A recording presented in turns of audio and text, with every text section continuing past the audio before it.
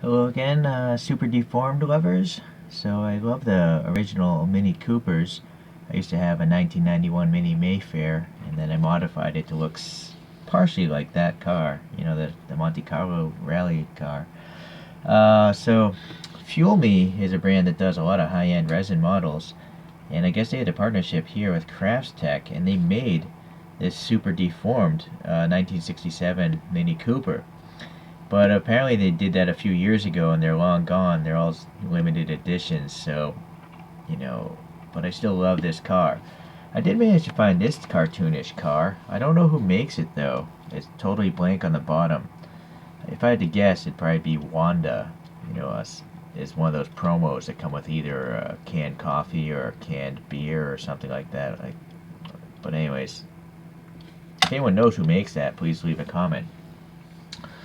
So I was doing research, you know, on these resin cartoon cars, these super deformed things, and then I found this website, or actually I found them on Facebook, asking them to make that Mini Cooper again, and then they sent me a link to their web shop. So the brand is called FineWork, and FineWork, they just have all these crazy cartoon cars, and we're talking the nicest looking ones, I think. These are all professionally finished. These prices you see around 40 bucks or something like that, these are all resin kits. So these are finished models, although if you look on this website, you can go and buy finished products, but they're extremely expensive. But we're going to find out if they're worth it or not to buy a finished one. I think they probably are, as expensive as they are. But here, I just want to give you a quick showing of these cartoon cars. Now, what's interesting is some brands are making some of these. Like this I just bought. Not this livery, but this casting, it looks like. I think Timothy and Pierre has sold this LaFerrari. What else here? A couple other ones. I think FineWork. I mean Fuel Me. I think made some normal minis like that. So it's interesting. I kind of feel like some of these castings other brands have taken and made their own versions. You know, here these are really popular today. Egg. These are like, I forget who makes them, but anyways, if you look up like choro-q resin 993 RWB, you'll see there's a brand that's put out a couple different versions of this already finished. Alright, so anyways, it's just amazing how many different types and styles they have. Look at this Mad Max one. That thing's awesome. So this page goes quite a bit. I'll try to get to the bottom here. I think that's the bottom. Oh yeah, I also bought a 250 GTO, although it does have an interior. So I don't know what the deal is. I guess that 250 GTO is not this, because the one I have has an interior. But anyways, oh, another one. Sorry, I'm jumping around, but the Bugatti Veyron. Oh, this looks like a convertible one. But Timothy and Pierre has a coupe version of this, and I bought that. So, alright, well anyways, you've seen the prices, you've seen the vast selection. I love this Lotus 7 as well. So that was a long introduction to this. I went and bought a model kit. You know, as a kid I used to make a lot of models, but I didn't make them professionally, you know, as a kid. And then, like, all the airplane ones I threw out the window to see if they would fly. They didn't. Alright, anyway, so FineWork, that's that logo. This, I guess, is their HGM084, maybe their 84th casting. Got some cool pictures here. These are actual photographs. It says Epson on the back. So I guess that's inspiration for you, what you want to do. Now let's look at what's in this kit. So this box, it's alright. I guess we should start with the body. Let's open this guy up. So I'm gonna try to build this model, and I'm gonna try to guess how long it takes to make this. So that's how I value things. The amount of time. For me, time is money, right? So sometimes with a lot of these expensive 164s I've been buying, even though as expensive as they are, I know how long it takes to make something, so it's cheaper for me to buy it from someone else. So if you'll see, this is an actual resin body. I think it was probably like a silicone mold, and they poured resin into that mold, and this is what came out. Because there's a tiny air gap there, air pocket there. But I gotta say, the body is well done. They probably put it into a mold and used a vacuum pressure tank to suck all the air bubbles out. So there's not much, I don't need to add any plastic to this, it looks like. And all the holes are really precise looking for the door handle, all the parts of the bumper that are going to stick on later. So that's very nice. This is a high quality resin kit. Okay. I guess right there the panel gap is a little tight, so I might have to take a small file and try to file that out. But I gotta say, the rest of it looks pretty good. The thing that's really a big deterrent for me is the windows. I'm gonna have to paint the windows first, then clear coat it probably, then mask all the windows off, and then clear coat the body, and then mask all that off, and then paint the fenders. So that might take 3 different stages of painting just for the body. And henceforth, I'm pretty sure already that it's probably better to just buy a finished model, no matter how expensive as it is, unless you work for like $3 an hour. Okay, so I don't want to lose these parts, so I think I'll probably leave them in the bag. The wheels here, those are the mini lights, and then sadly there's no air passing between the spokes. That would have been nice. I could 3D print my own, but maybe we'll just see what the kit looks like first, right? And then it has these hard rubbery tires. They're not plastic, I think. I think they actually, no, maybe they are. I think they are plastic. Well, no, you can see it just moved on the sprue, so it's some sort of rubbery thing. What I'm trying to just figure out is it cast or is it 3D printed? I don't know. I almost think like it is cast. There are a couple axles and one screw to hold the base down. So here we have the door handles, I imagine. Those might be the headlights, the wiper blades. I don't know what that is. There's the roof, the separate roof, which is nice because I can paint that white. So that saves us one step of masking off. The badge for the Monte Carlo race. Now what's going on here? Oh, the spare tires on the roof. Yeah, that's. And then the lights, all the clear plastic pieces for the headlights. But they're not very clear. They're kind of smoky. So that's kind of strange that they're not, it's very clear lights. So that's too bad. Pretty frail looking, rack here. It's cast. It's not 3D printed, I don't think, because there's no support sprue marks. This is the base, I guess. It just fell out. Or, no, it was already out. Alright, and then critically, since I can't make my own decals, or I don't choose to, here are the decals. Unfortunately, they only give you one set, so you only have one chance to get it right. It's too bad. I mean, decals are cheap enough. Why wouldn't they give you 2 sets in case you screw up? So that's really sketchy. I mean, for the cost of this model kit, it's not a very big model kit, right? It's very small, so there's not much material. I do feel like it would be nice if there were some extra parts in case you screw up. Alright, well, let's see how long this takes, and can I get it to look like that photograph? I highly doubt it, but we'll try.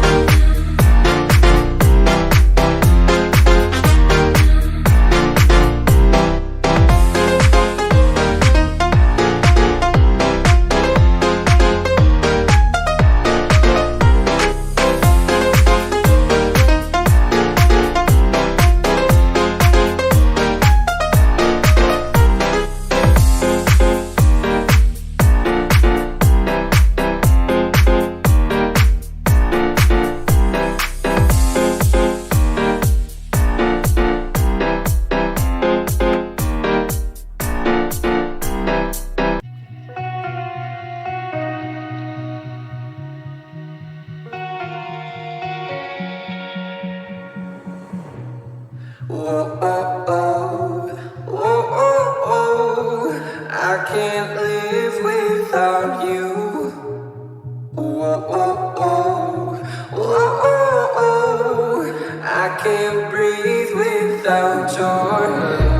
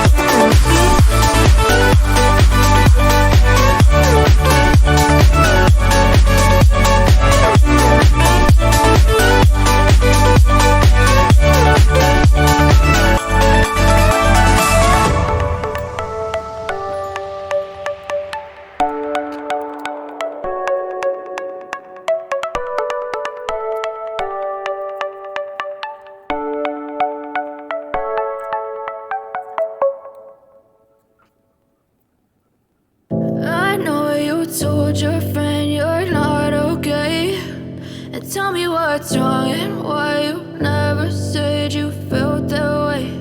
And guess you're trying to stay strong and fake a smile until I look away. But I've known you too long, it hurts to watch your blue eyes fade to gray as you fade away, as you fade away. Yeah, I'm about to fade away, cause every time I wake up I feel like it's Monday. Something's going wrong with all the chemicals up in my brain. All of a sudden I don't look at anything the same way. Gotta build up of my thoughts sitting in an ashtray. I'm sorry that I'm so inconvenient, okay. Just let me be me and I'll stay out of your way. I can see the way you look at me, I'm such a disgrace. I never really asked to be brought into this place. You wanna love me? Well then baby I have a taste. All the highs and the lows, no you'll never be the same. I don't really wanna hurt you but I can't control the pain. If you're sticking by my side maybe we could be okay. Okay, maybe you could be the change I need today. I promise that I've never felt this way. I really hope that you will choose to stay through all the pain. I know you told your friend you're not okay, and tell me what's wrong and why you never said you felt that way. And guess you're trying to stay strong and fake a smile until I look away. But I've known you too long, it hurts to watch your blue eyes fade to gray as you fade away.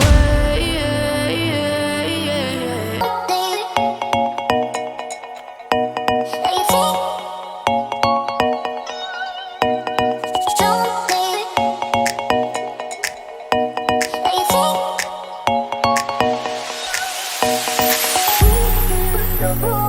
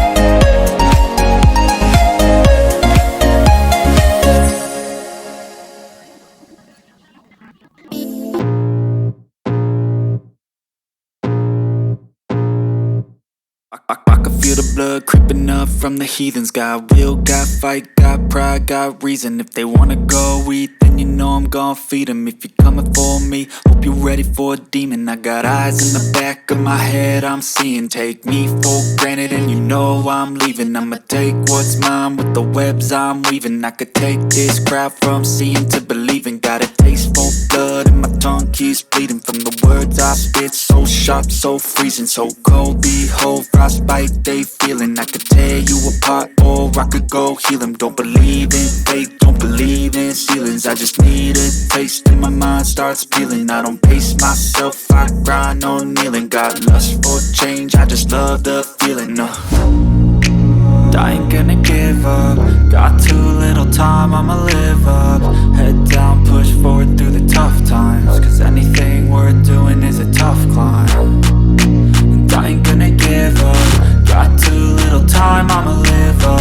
Head down, push forward through the tough times. Cause anything worth doing is a tough climb. Cause I'ma live life for the fight, yeah, I'm here to get it. I got drive, got sight, always have a vision. I don't lie at night, I be in my feelings. I'ma be fine, need time, and I'll soon be winning. I live life for the fight, yeah, I'm here to get it. I got drive, got sight, always have a vision. I don't lie at night, I be in my feelings. I'ma be fine, need time, and I'll soon be winning. I can feel the blood creeping up from the heathens. Got will, got fight, got pride, got reason. If they wanna go eat, then you know I'm gon' feed them. If you're coming for me, hope you're ready for a demon. I can feel the blood creeping up from the heathens.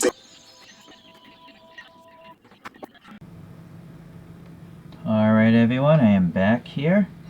Let's get this box out of the way first. This is how I'm going to display it. It's one of these choro-q cases like this, and I just cut away all the extra plastic, and then I hot glued a bunch of rocks to it, and then I added some salt to fill in the gaps, and then I ultimately painted all that stuff.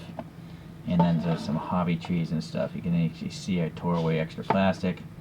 And then the trees are so tall, I glued in these washers here to raise the platform.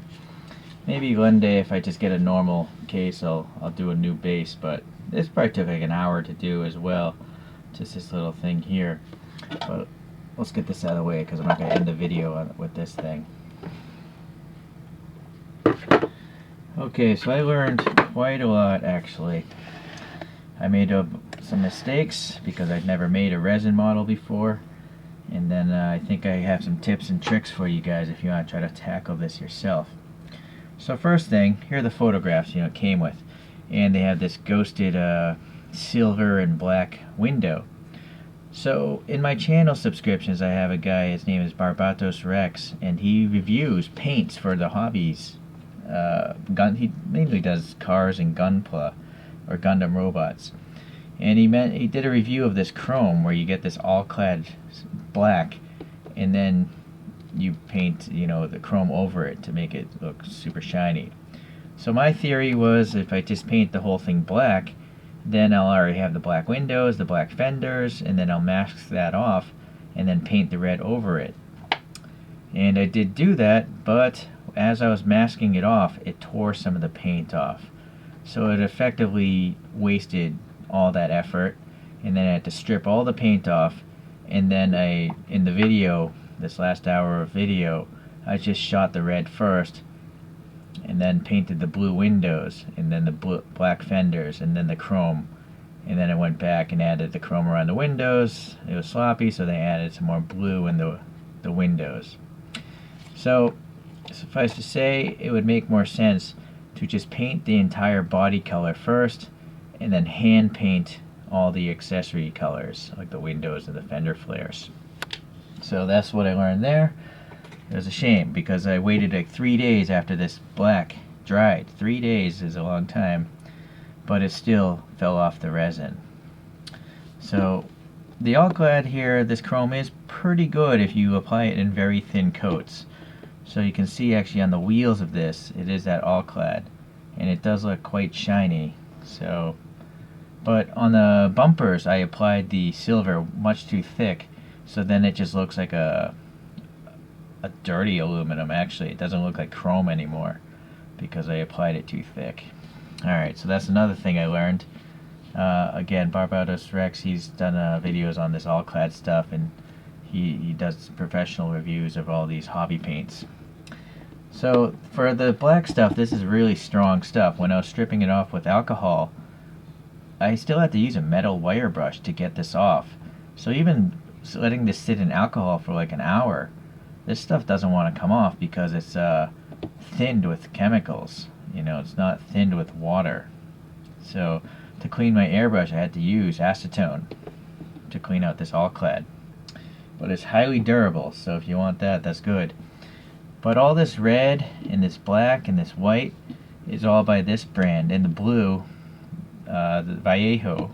So this is model Air, which is watered down, so you can just put it right into an airbrush. And then this is the gloss. But I have to tell you guys, this is not a very durable paint, not durable at all. So after I painted the red in the windows, I clear coated this 2 times, and I waited like 2 days before I applied the decals. But even when I was doing that, it was really easy to blow through the gloss clear coat I applied twice. So the gloss doesn't really dry very hard. So in hindsight, or if I had to do this again, I would probably consider switching to a harder type of model paint. Not Vallejo. This is all based on water, so it's just not very strong. But I think if it's based off, like, say, acetone or paint thinner, a really volatile substance, it might be a more durable paint. But again, I don't know. I'm just learning and stuff, just telling you what mistakes I made. So yeah, next time around, if I do this, I either have to have a simpler model that doesn't have all these colors, or I might want to switch paints because the gloss just is not very strong. And the reason why I'm concentrating on that is because, like, when I was painting these fenders, I'm doing this all by hand with a paintbrush. If I got a little bit of black on this red, I want to take like a fine Q-tip, one of these things, with some water, and then just scrape off the extra black. But that's when I noticed it shot right, just the water would go right through the clear coat and then through the red. So, but if it was a really durable gloss, I could just remove the mistake, So that's why a clear coat is so important when you're doing different stages of colors. Alright, so in the end, this does actually have 2 gloss clear coats over all this thing when it was done. After I applied the decals, I glossed it twice. But I know that this is not a very durable gloss. And also, if you look at it, it's not very glossy. When I spray painted it, I put on a pretty thick layer so then it evened out. And when it was wet, it looked very, very glossy. But for some reason, unknown to me, this glossy Vallejo doesn't actually dry as a glossy clear coat. It doesn't look remotely glossy like these photographs, with so much reflection coming off the clear coat. This almost looks like a matte finish, this clear coat. But, I mean, the bottle clearly says gloss. So, health-wise, Vallejo is good because it's cut with water. I still wear a respirator, but it's healthier, but it's just not a very good paint, I think. At least it's not what I'm used to seeing in die-cast models, or even other resin deformed vehicles by, like, say, Timothy and Pierre, or Little Egg. Alright, so this sticky tack stuff is really good. I use that, as you may have seen in my videos, to apply some parts, or I tried to mask off the pieces with this, and it does work, but it is the paint's problem. It just doesn't stick very well. So that's why in the end I just ended up hand brushing all the fender flares and all that stuff. The little chrome around the fender flares, I used this Monte liquid chrome marker, so I just held it against that and it works pretty well, and then it's glossed over. But again, the gloss coat knocks down the shininess of this pen. Okay, so those are my tips or learnings of types of paints, and the method that I would probably not do the second time around. Alright, so let's just take a look here at the model itself, right? So I guess these are pictures of the classic race here, 1967. It's all dirtied up. Pretty funky little cartoon car. This is it. Must be probably in like a museum or something, right? Okay, so over there is another photo. But it's a super deformed car. Alright, so another thing.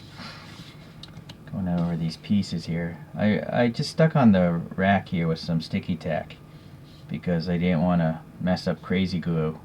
You know, I'm sure I couldn't get it right the first time because all 4 of these posts aren't evenly touching that roof. So sticky tack works just as well. There is crazy glue holding this down though, this little Monte Carlo badge. And then design-wise, these wiper blades aren't very good. They're the wipers are crazy glued to the windshield, but then the arms, they're just kind of floating. I actually had to, I crazy glued this one down and I just pushed it down until it stuck, but I'm afraid it's going to bend back and rip the paint off with it. So I didn't even try with the second one. Yeah, the clear plastic pieces, they're not very shiny. So, but I was too lazy to try to polish these out. I just used school glue to hold those in. Here's that all-clad chrome. It's not very shiny because I put too much on. But on this like gas cap here, I didn't put too much on, so it is much shinier. Maybe it's hard to tell, but I think the wheels are really the best effort of the all-clad. The rims look pretty shiny. Right. Okay. So yeah, this is just hand brushed here, and that's why there's some contaminants and stuff like that. Yeah, there as well. And then the decals are pretty tough to put on as well. I used to use decal softener, and I just pushed the extra corners of this yellow box down. And then it turns out there actually are foil sticker decals. It came with 2. The first one has the proper badge like in this photograph, but I thought it was a foil sticker. So I put tape on it trying to lift it off, and that just destroyed the decal. So luckily they gave you 2 shiny decals. This one says Morris Cooper. So it's better than nothing, I guess, right? So I managed to, this is just a decal applied. I thought it was a foil sticker at first because it was a separate piece of paper. Alright, yeah. These are hard tires. They're hard resin. There's a screw holding these 2 axles down. The axles are aluminum. I came to realize as I was clipping them shorter. They were very long for some reason. I guess that's it. I was very lucky. I had some scary moments where I thought I was going to ruin the decal, like here in particular. And they don't give you a second set of decals. I really wish they gave you 2 sets of decals so you don't, in case you screw up. Alright, yeah, so as you saw, the fast-forwarded video is 8 times speed, and that was excluding me painting this thing black and then trying to paint the red over it. That probably wasted 3 hours of my life that you didn't see in this video. But even excluding that, it's about 8 hours of actual working time, because, you know, the fast-forwarded video was around an hour long. So in total, this probably took 8 hours, maybe a little more, for me to make this thing. And it's still not as shiny as I would expect it to be if I had bought this for, you know, as a finished model. You know, like I'm getting all these other resin models, and their clear coats are just insanely good. So, well, that's that. Let's pop this up on the spin thing and compare it to a couple of the models. Okay, so a 1/64 scale green light Austin Mini. It's very small. That's true 64 scale. This is a 1/70th scale. It's a plastic toy. It came free with a Kirin coffee, a beverage, Kirin Fire coffee. I think this is also a Kirin coffee Austin Mini racing car. Or it could be a Suntory Boss. I don't know. It's just a free toy, so the quality isn't very great. But this is a tiny die-cast When I say tiny, the brand itself is called Tiny, and that's like a 155 scale mini with opening doors and a hood and stuff. So you can see, you know, on this guy, it does have a clear coat, because this is probably clear coated by machine. Alright. So let's get a top view so you can see here. So this little deformed thing is definitely bigger than 64 scale, but definitely smaller than a 155. I forget. I think that's 155. I might be wrong. You'll have to look at my review of that thing. I can't remember all my models. Alright, so that's comparing to some other vehicles. I'll just bring out two more. You know, the standard is choro-q. So here's a Lancia Stratos from choro-q. And then here's a Wanda coffee freebie. It's a promotional item that came with some Wanda coffee in Japan. So yeah, this is definitely a very, very deformed looking toy. It's even more deformed than these other two because it's just so short in its length, yet so tall, which I think is why I like it so much. It is a very goofy looking car, or a very goofy looking caricature of a relatively goofy looking car in real life. Alright.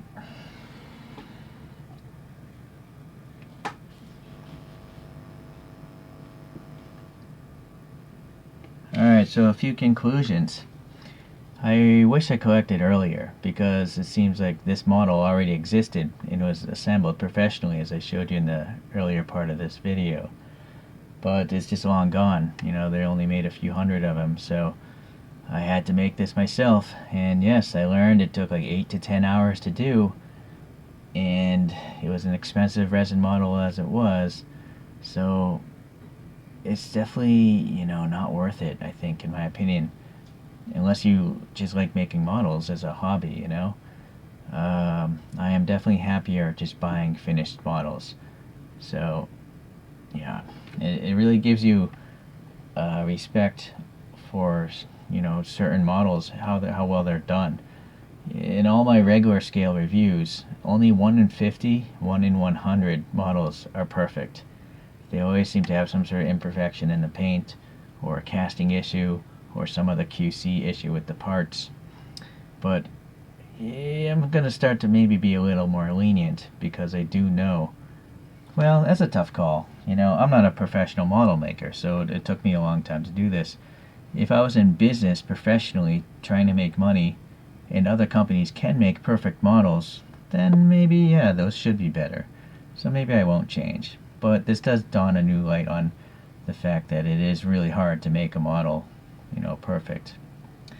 Alright, so I'm not sure if I'm going to get any more of these things. Maybe, because that catalog of ResinWorks models, or I'm sorry, FineWork models, they're just awesome looking. Maybe if I just get one of the simpler ones that has just one body color and then I hand paint the windows, you know, maybe it won't be so tough. And also, now they know how to make these things, maybe it'll be a lot faster the next time around if I decide to do this. Alright guys, well, appreciate you watching.